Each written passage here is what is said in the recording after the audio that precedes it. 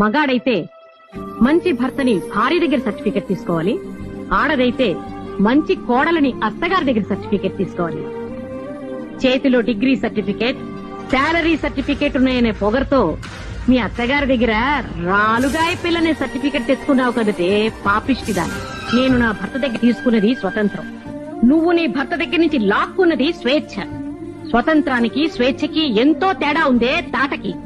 ఏమండి, ఏమంటారు? అవును. ఎందుకు అవును? నువ్వేమన్నా అవును. అమ్మ ఏమన్నా గంగిరెద్దులా తలూపడమేనా మీ పని? అవును. అనంతలక్ష్మి, కొంచెం కాఫీ ఇస్తావా? ఇదిగో వస్తున్నానట్టయ్యా. చూసావమ్మా, కింద నుంచి మా అమ్మ పిలుపు వినిపించిందో లేదో, మీ అమ్మ 16 ఏళ్ల పడుచు పిల్లలా పరిగెత్తింది.